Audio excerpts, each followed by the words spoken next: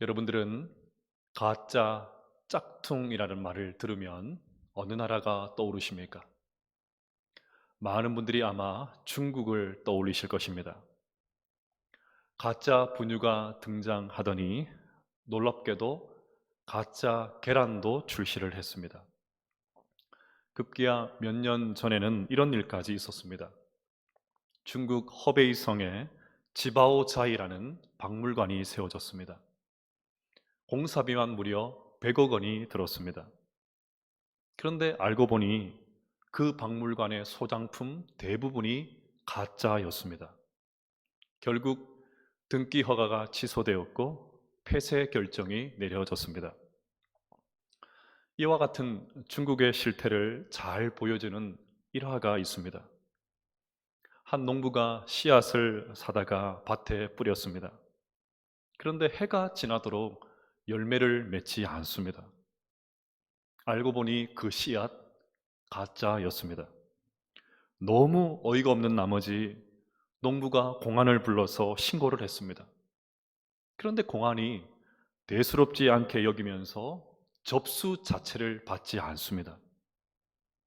알고 보니 그 공안도 가짜였습니다. 농부가 하도 기가 막혀서 홧김에 농약을 마셨습니다. 그런데 아무 일도 일어나지 않습니다. 가짜였습니다. 어디 이것이 중국만의 이야기겠습니까? 우리나라도 한때 짝퉁 왕국이라 불릴 만큼 씁쓸한 그런 전력을 가지고 있습니다. 그것이 어디 물건에만 해당될까요? 한 가수는 사람들마저도 믿을 수 없는 그런 세태를 꼬집으면서 여기도 짜가 저기도 짜가 짜가가 판친다고 그런 노래를 부르기도 했습니다. 참 가슴 아픈 그런 일입니다. 그러면 이 땅에는 믿을 수 있는 사람, 믿을 만한 사람은 도대체 없는 것일까요?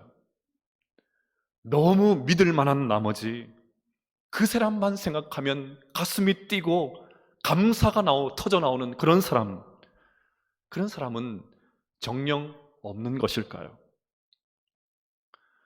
지난 4월 16일은 세월호 참사 7주기였습니다. 전국에서 희생자를 기리는 추모식이 있었습니다. 그런데 세월호 사건이 있기 4년 전 어떤 일이 있었는지 아십니까? 천안함이 침몰했습니다.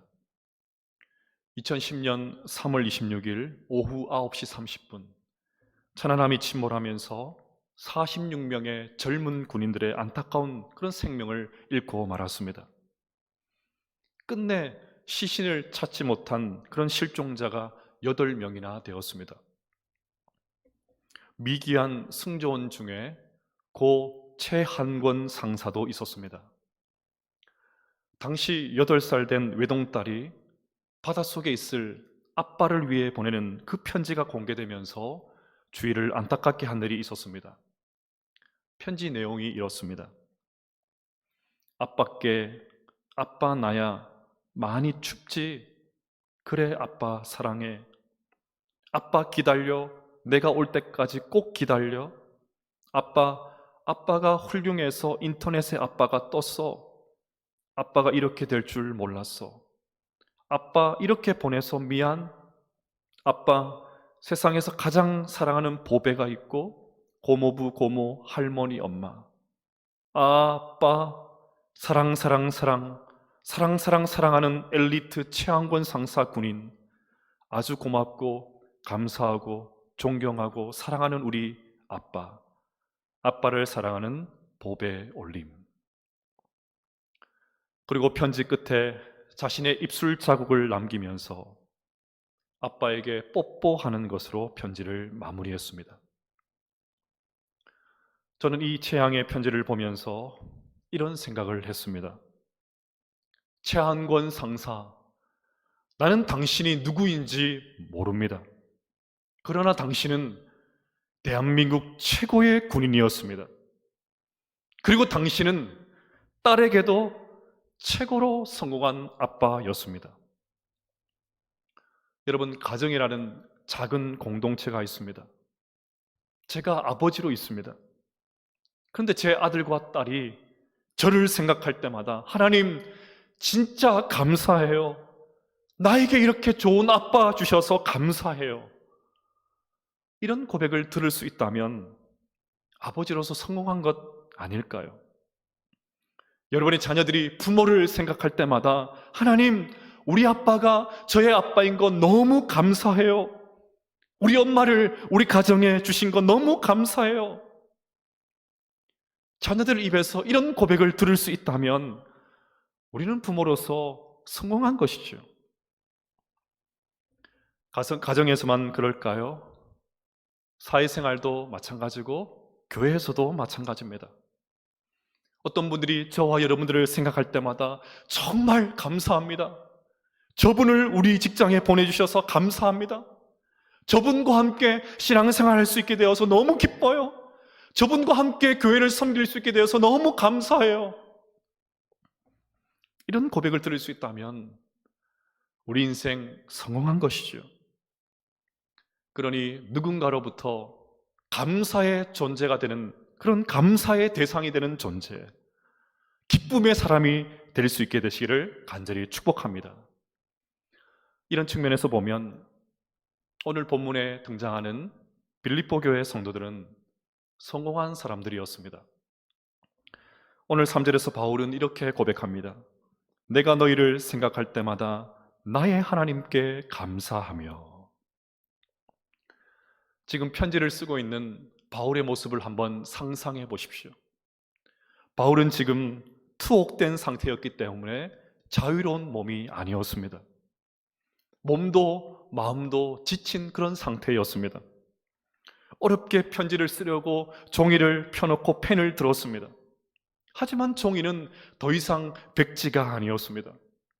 그 속에는 빌립보 교회 성도들의 얼굴이 선명하게 그려져 있었습니다. 사도 바울의 머릿속은 온통 빌립보의 교회 성도들로 가득 차 있었습니다.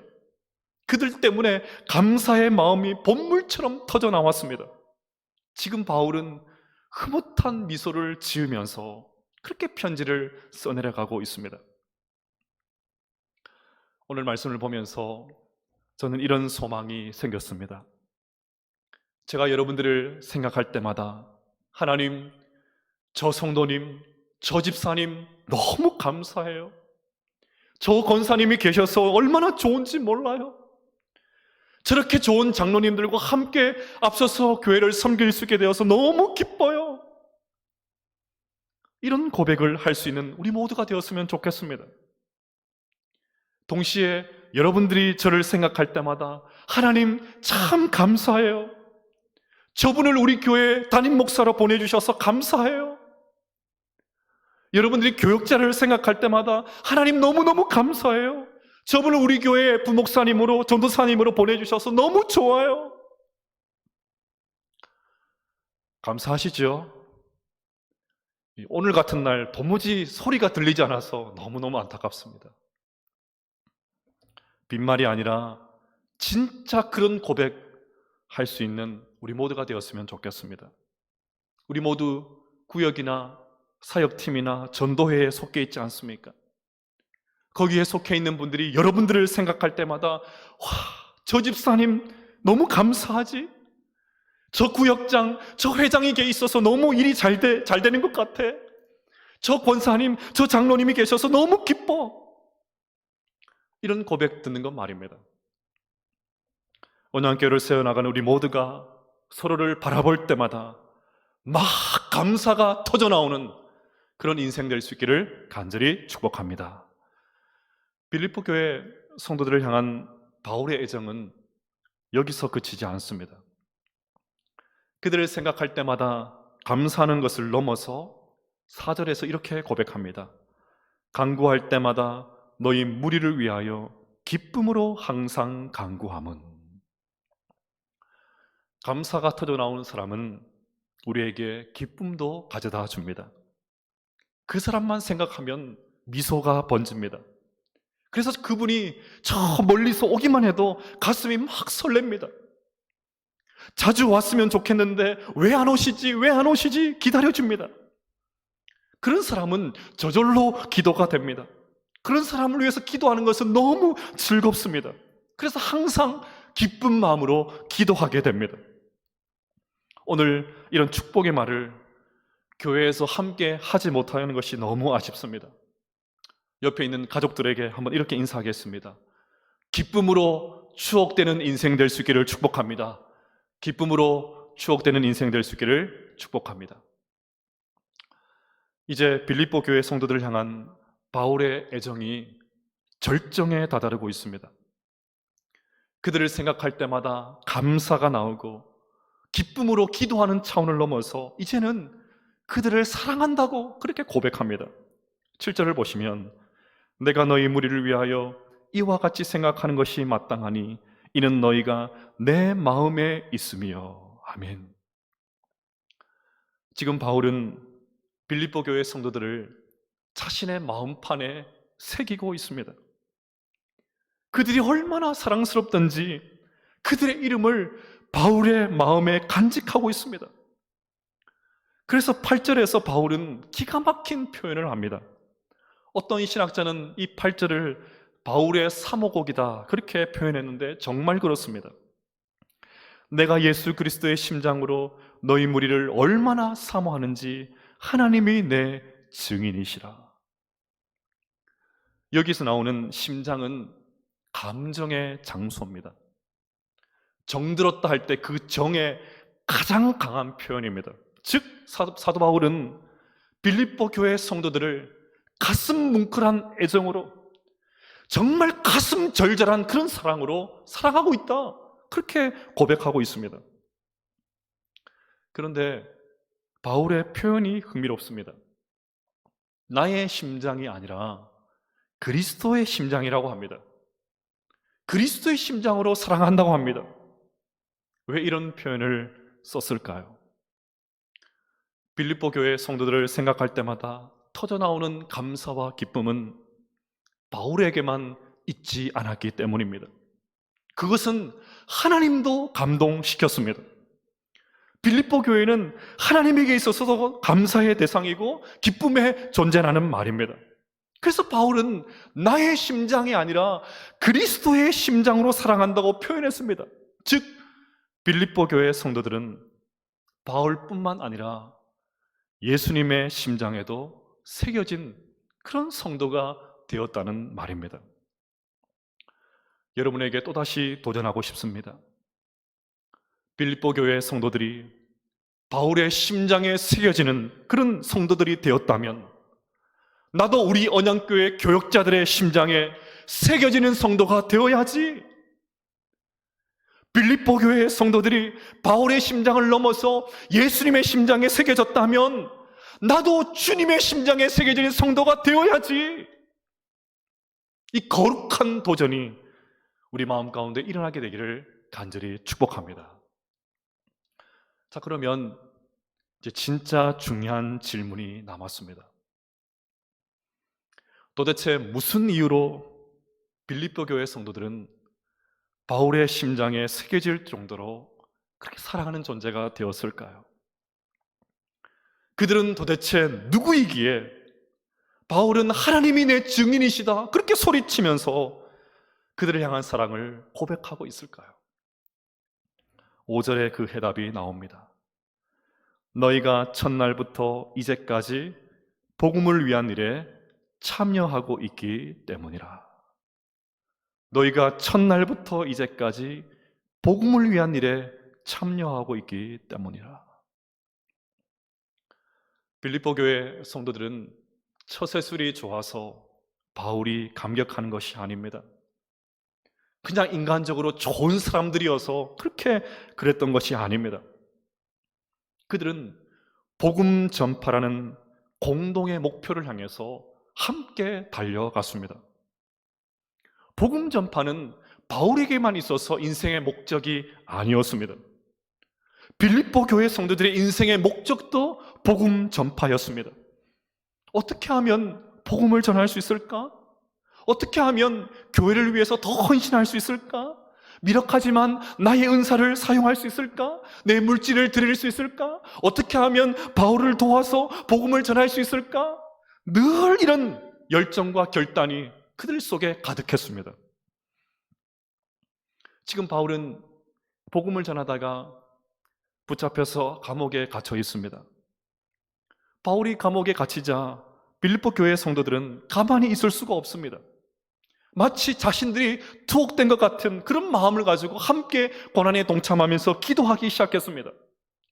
옥중에 있는 바울을 부지런히 찾아와서 위로했습니다. 이런 성도들의 복음을 향한 이 헌신된 모습들을 보면서 바울은 주체할 수 없는 기쁨과 감사에 사로잡혔던 것입니다. 빌립보 교회 성도들이 복음을 위해 헌신했다는 이 구체적인 증거는 선교 헌금을 보낸 것에서 찾을 수가 있습니다. 빌립보서 4장 15절을 보시면 빌립보 사람들아 너희도 알거니와 복음의 시초에 내가 마게도냐를 떠날 때에 주고받는 내 일에 참여한 교회가 너희 외에는 아무도 없었느니라. 여기서 주고받는 일이 바로 재정적인 도움을 주었다는 말입니다. 많은 교회들이 있었지만 유독 빌립보 교회만 헌금을 보냈습니다. 데살로니가에 있을 때도 2번이나 계속해서 바울에 쓸 것을 채워주었습니다. 그래서 복음 사역이 중단되지 않도록 끊임없이 도와주었습니다. 더 놀라운 것은 몇몇 소수의 사람만 헌신한 것이 아닙니다. 1장 7절을 보면 너희가 다 나와 함께 은혜에 참여한 자가 됨이라. 온 교회가 함께 거룩한 사명을 감당했습니다.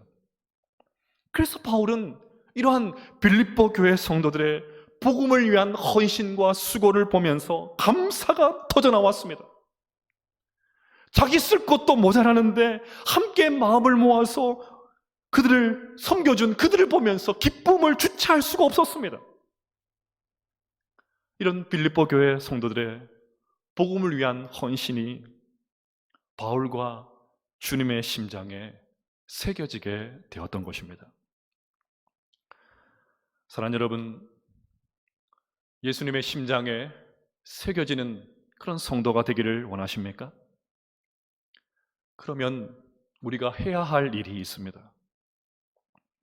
우리 모두도 복음 사역에 헌신해야 합니다.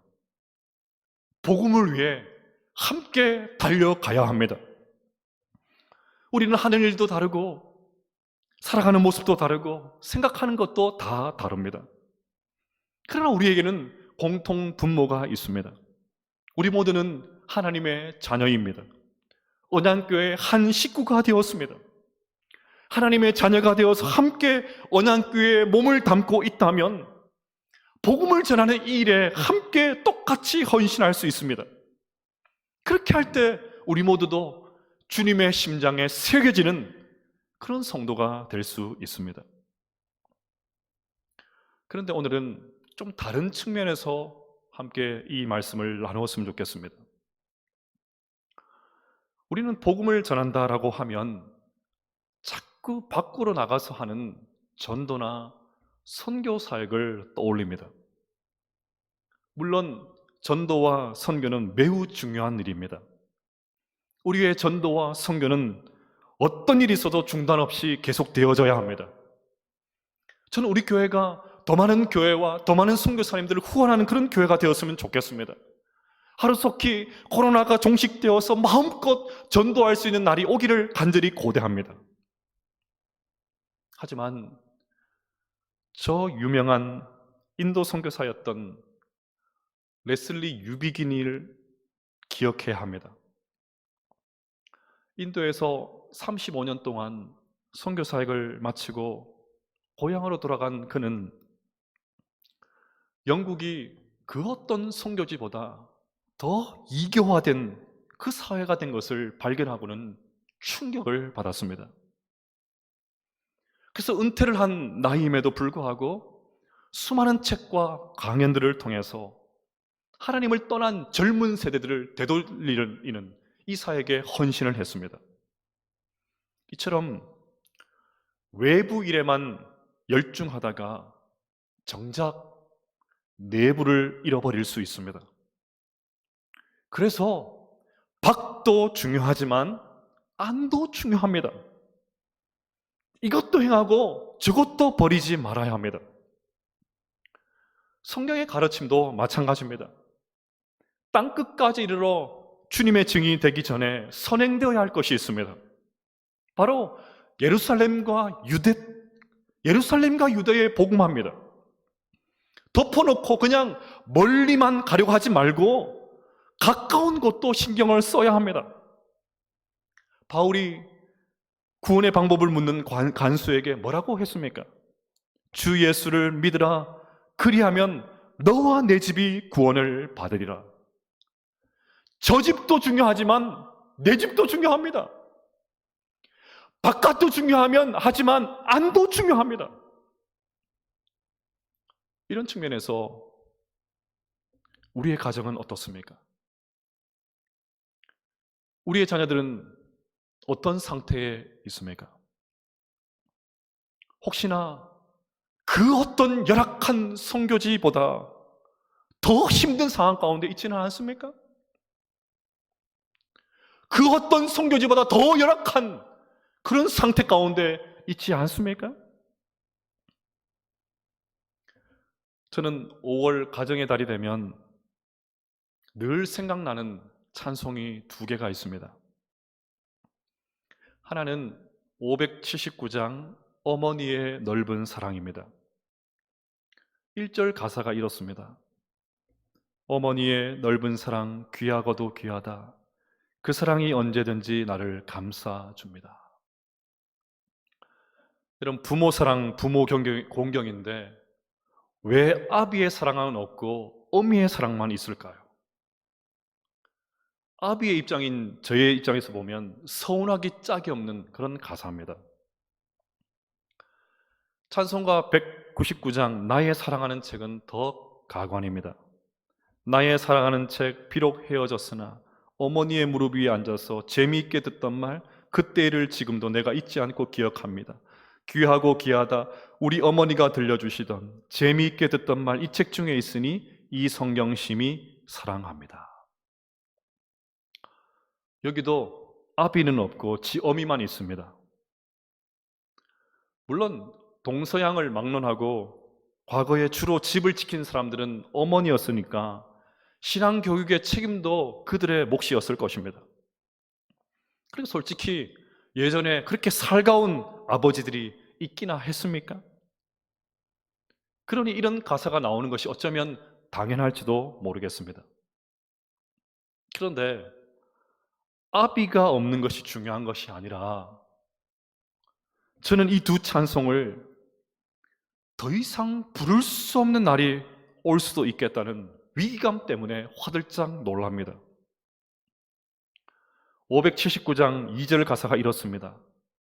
아침 저녁 읽으시던 어머니의 성경책 손때 남은 구절마다 모습 본 듯합니다. 여러분들은 여러분의 부모님에게서 이런 모습을 본 적이 있습니까? 아침 저녁 읽으시던 부모님의 모습 본 적 있으십니까? 솔직히 저는 없습니다. 분명 작사가가 이 곡을 작사했을 때는 이런 모습이 너무 흔했을 것입니다. 그냥 돌아보면 늘 이런 모습을 볼 수 있는 일이었을 것입니다. 흔하고 흔한 일, 그래서 이 가사를 적었을 것입니다. 그런데 지금은 너무 생경합니다. 젊은 저도 이런데 우리 자녀들이 과연 이 가사를 이해할 수 있을까요? 예배 시간에 부르자 해서 부르기는 할 텐데 정말 이 가사를 이해할 수 있을까요? 옛날 아주 먼 옛날에 아마 이런 일이 있었대.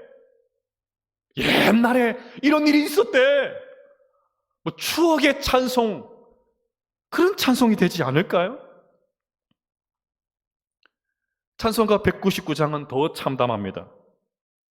우리와 우리 자녀들의 손에 하도 많이 읽어서 헤어진, 너덜너덜해진 성경책이 있기는 합니까?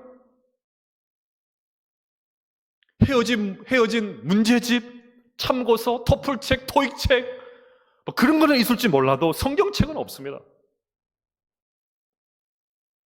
2절 가사는 가히 충격적입니다. 어머니가 읽으며 눈물 많이 흘린 것 지금까지 내가 기억합니다. 여러분, 이런 기억 있으십니까? 이런 기억 있으세요? 반대로 저의 자녀들이 부모를 생각할 때마다, 저를 생각할 때마다 이런 모습으로 기억이 될까요? 자신이 없습니다. 어쩌면 가사를 바꿔야 될지도 모르겠습니다. 드라마를 보면서 눈물 많이 흘린 거 지금까지 내가 기억합니다. 유튜브를 보면서 눈물 많이 흘린 거 지금까지 내가 기억합니다. 그러니 이 찬송을 어떻게 제대로 부를 수 있겠습니까? 시쳇말로 생뚱맞은 그런 찬송입니다. 그래서 다른 찬송은 몰라도 적어도 199장과 579장은 제대로 부를 수 없는 날이 올 수도 있습니다. 아니, 이미 와버렸습니다. 그러면 어떻게 해야 할까요? 정말 이 찬송은 제대로 부를 수 없는 추억의 찬송이 되고 마는 것일까요? 아닙니다. 방법이 있습니다. 다시 부모가 찬송가 가사대로 살면 됩니다. 그 방법밖에 없습니다. 이 찬송을 정말 제대로 부를 수 있는 날이 오려면 부모가 먼저 가사대로 살면 됩니다.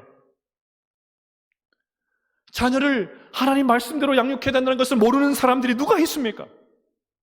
그런데 현장에서는 씨알이 먹히지 않습니다. 왜 그렇죠? 가르치기 전에 부모가 먼저 말씀 앞에 서는 그 단계가 생략되었기 때문입니다. 가르치기 전에 부모가 먼저 이 말씀 앞에 서는, 말씀 앞에 세우는 그 단계가 생략되었기 때문입니다. 선행학습 그런 말 많이 하는데요. 부모가 먼저 말씀에 선행학습을 하면 됩니다. 요즘 부모인 우리 손에 무엇이 가장 많이 들려 있습니까? 우리 손에 가장 많이 들려 있는 것이 무엇입니까? 스마트폰 아니세요? 스마트폰 아니냐고요? 무엇 때문에 웃고 우십니까? 혹시 OK 광자매 미스 몬테크리스토 그 때문 아니십니까? 아니면 사랑의 콜센터, 뽕숭아 학당, 내 딸 하자 그 때문 아니십니까? 이것부터 바꾸면 됩니다.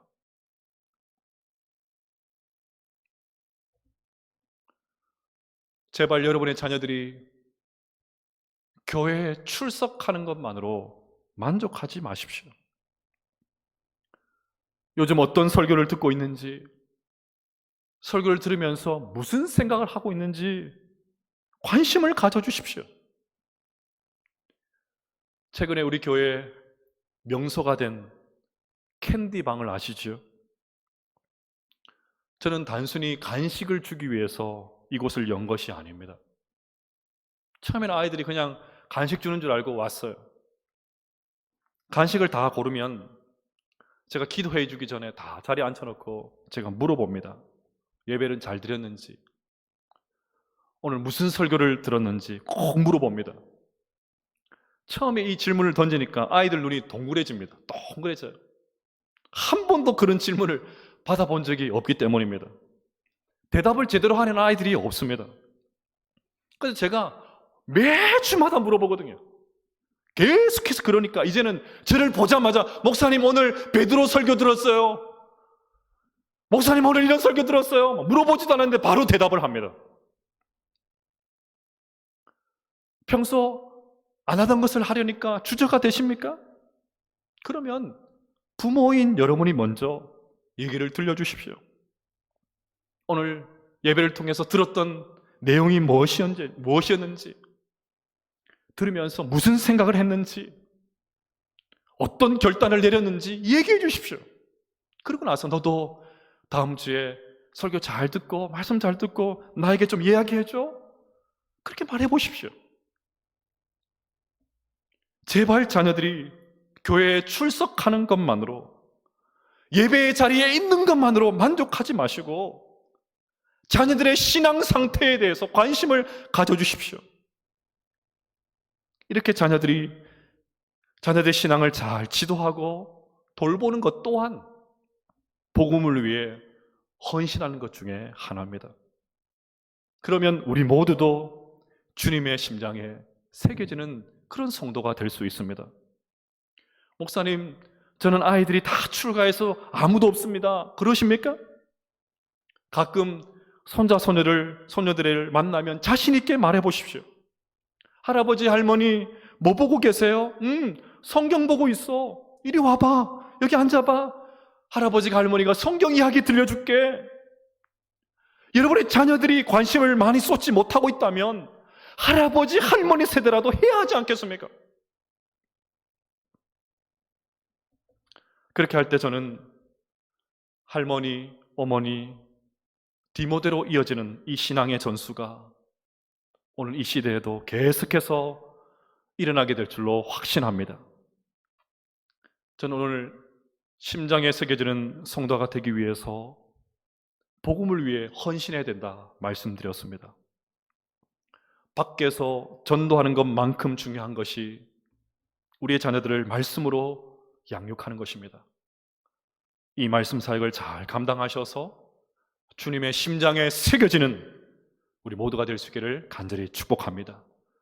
디모데후서 1장 3절과 5절 말씀을 함께 읽으면서 설교를 마치겠습니다. 내가 밤낮 간구하는 가운데 쉬지 않고 너를 생각하여 청결한 양심으로 조상적부터 섬겨오는 하나님께 감사하고 내 눈물을 생각하여 너 보기를 원함은 내 기쁨이 가득하게 하려 함이니 이는 내 속에 거짓이 없는 믿음이 있음을 생각함이라. 이 믿음은 먼저 내 외조모 로이스와 내 어머니 유니게 속에 있더니 내 속에도 있는 줄을 확신하노라. 아멘.